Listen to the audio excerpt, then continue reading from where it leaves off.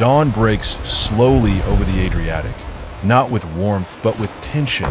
as pale light spills across jagged cliffs and narrow inlets carved like wounds into the Illyrian coast. A coastline so broken and treacherous that it seems designed for secrecy rather than trade. And the sea below it lies unnaturally still, wrapped in a cold mist that drifts low over the water, blurring the line between sky and waves until even experienced sailors struggle to judge distance or direction. And somewhere, within that silence, oars begin to move, not loudly, not in rhythm meant for parade or pride, but quietly, efficiently, dipping into the water with the discipline of men who have done this since childhood. As long, narrow ships glide forward, their dark wooden hulls hugging the fog as if born from it. The limbi of the Illyrians, built for speed rather than ceremony, low to the water, light enough to vanish into hidden coves, yet strong enough to survive sudden violence, carrying warriors whose faces show no excitement, only focus, because this is not an adventure to them. It is routine, a way of life shaped by the sea and hardened by generations of conflict. And not far away, a Roman merchant ship drifts with careless confidence, its sail full, its deck busy with men laughing and shouting orders in relaxed tones, convinced that Roman power alone makes the Adriatic safe, its hold heavy with amphorae of wine, jars of olive oil, bars of silver, and fine goods meant for distant markets. Unaware that from behind the rocky curves of the coast, unseen eyes track every movement, measuring speed, wind, and distance with instinctive precision. And when the moment comes, it happens without warning, as the fog parts just enough for Illyrian ships to surge forward like predators breaking the surface, oars digging hard, hulls slicing through the water, and before the Roman crew can react, grappling hooks arc through the air, iron biting into wood, ropes snapping tight as Illyrian. Warriors leap aboard with blades already drawn, their movements sharp and practiced, not reckless but controlled, striking fast, disarming rather than slaughtering, because speed matters more than blood, and panic spreads across the Roman deck as order collapses in seconds, shouts drowned by the slap of waves against the hull, shields knocked aside, cargo spilling across planks now slick with seawater, and within moments the outcome is decided. The merchant ship stripped of what matters, its crew left shaken and humiliated, alive only because survival is more useful than death, for they will carry the story back to Rome, a message written not in ink but in fear, while the Illyrian ships are already pulling away, disappearing into the mist as quickly as they came, retreating toward the coastline that protects them like a living fortress. A coastline lined with hidden harbors and natural shelters where stone fortifications rise above narrow beaches, built not for grandeur, but for control, overlooking sea routes that Illyrians know better than any map, because to them these waters are not borders but inheritance, and within these strongholds live communities bound by salt and tradition, fishermen who become warriors, warriors who become sailors, tribes connected not by a single throne, but by shared customs and mutual benefit, where raiding is not considered theft, but an accepted extension of survival, regulated by leaders who understand the balance between profit and retaliation. And among those leaders stands Queen Tuda, ruling with a steady authority that reflects the harsh land itself. Her power grounded not in marble palaces, but in loyalty and fear, sanctioning raids as lawful acts rather than crimes, seeing the sea as free and unowned. And when news of Roman outrage reaches her court, it carries little weight, because Rome's laws mean nothing here. And as Roman merchants begin avoiding certain routes, and captains whisper warnings to one another, the Adriatic grows tense with rumors of unseen attackers and unstoppable ships, while across the water in Rome, frustration builds as reports stack up, each describing the same pattern: swift attacks, no banners, no chance for pursuit, forcing Roman officials to confront an uncomfortable reality that this is not chaos but coordination, not scattered bandits, but a maritime power operating with confidence and continuity. An empire without cities carved in stone, but with influence measured in fear and control of trade. And as the sun rises higher, burning away the last traces of fog, the sea appears peaceful once more, giving no hint of the violence that passed across its surface moments before. Yet every wave carries the reminder that these waters answer to no empire, and that along this unforgiving coast, the Illyrians wait patiently, watching, adapting, ready to strike again, knowing that Rome believes dominance comes from roads, legions, and laws, while the Illyrians understand a deeper truth, that mastery of the sea belongs to those who move with it, vanish within it, and refuse to bow to anyone who claims ownership over what can never truly be controlled. Marble columns loom over the Roman Senate as anger coils through the chamber like smoke. Thick and suffocating, senators rising from their benches to shout over one another, while messengers stand sweating at the edges of the hall, clutching tablets etched with the same humiliating reports. Ships seized, cargo lost, captains disgraced, trade routes disrupted. Not once or twice, but again and again. Always along the same cursed stretch of the Adriatic, and every account describes the same enemy. Fast ships emerging from nowhere, disciplined attackers who strike without hesitation and vanish before retaliation can even be organized, an affront that Rome, master of land and law, finds impossible to tolerate, because an empire that cannot protect its merchants appears weak, and weakness invites rebellion. So the name Illyria echoes through the chamber with growing venom, spoken not as a place, but as a provocation. And when cooler voices suggest diplomacy, the decision is made to send envoys eastward, not in humility, but in authority, carrying demands framed as commands, expecting submission from what Rome assumes are unruly coastal tribes. Yet when those envoys arrive at Queen Tuda's court, they encounter not a pirate queen trembling before imperial threats, but a ruler seated in calm confidence, listening without interruption as Rome's representatives recite accusations and warnings. And when she finally responds, her words are measured, almost dismissive, explaining that Illyrian custom permits private raiding, and that she does not interfere with the actions of her people at sea. A statement that shocks the envoys, who mistake her composure for weakness and press harder,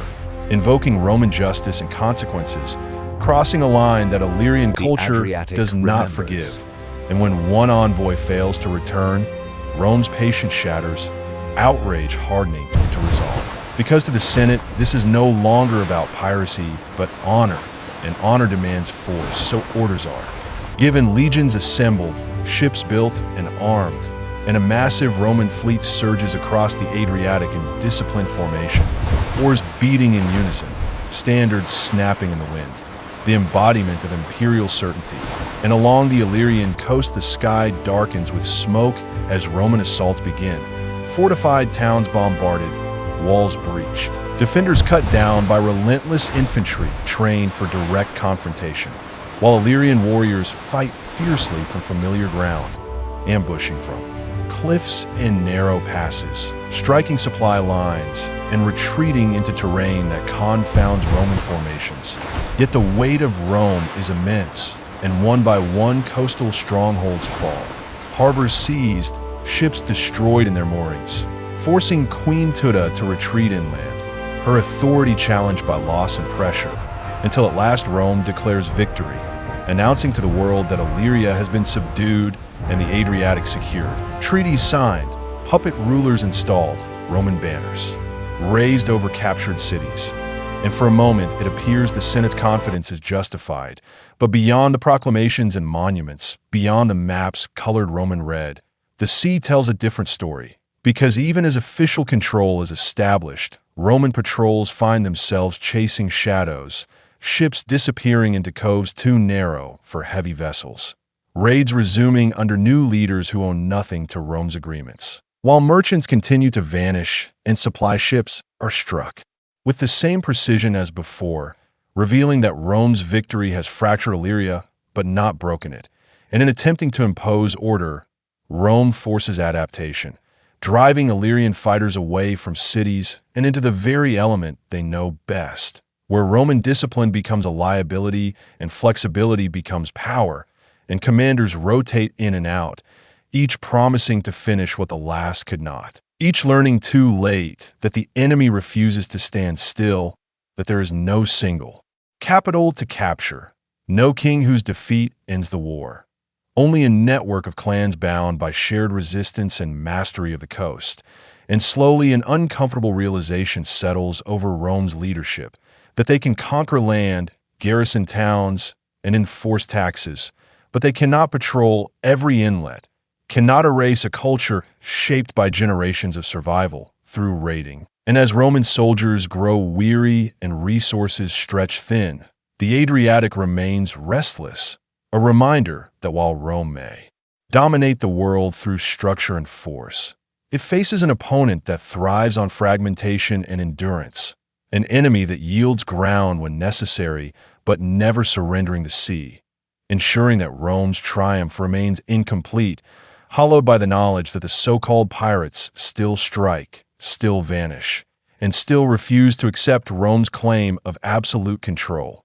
Years turn into decades, and decades slip quietly into history. Yet the Adriatic never truly settles, because although Rome declares Illyria pacified and absorbs its territory into the machinery of empire, assigning governors, collecting taxes, and carving the region into administrative provinces, the sense of control remains fragile, more claimed than proven, as Roman officials discover that authority on parchment does not always translate to obedience on water, and along the coast life continues in ways that feel unchanged. With fishing villages doubling as lookout points, children learning to swim before they learn to write, and stories of past raids and fallen warriors pass from one generation to the next like inheritance, shaping identity more powerfully than any Roman decree. And while Roman roads stretch inland and forts rise along strategic points, the sea remains a different realm, unpredictable and resistant to rigid order, where Illyrian knowledge of currents, winds, and hidden passages gives them an advantage that no amount of legions can fully neutralize. And as time passes, many Illyrians adapt rather than submit, some entering Roman service as sailors or mercenaries, their skills too valuable to ignore, bringing with them tactics born from centuries of maritime conflict, quietly influencing the very navy sent to suppress them, while others retreat further into the mountains or deeper into the labyrinth of islands, choosing obscurity over assimilation. And it is in these margins that resistance survives, no longer loud enough to provoke massive retaliation, but persistent enough to remind Rome that dominance is never absolute, as Roman sailors continue to offer prayers before entering Illyrian waters, not out of superstition alone, but out of experience, knowing that even under Roman banners ships can still vanish, caught by sudden storms or sudden blades. And as generations of Roman commanders rotate through the region, each leaving behind reports and recommendations, none able to deliver the final solution promised to the Senate, the idea of Illyrian piracy shifts from immediate threat to enduring problem,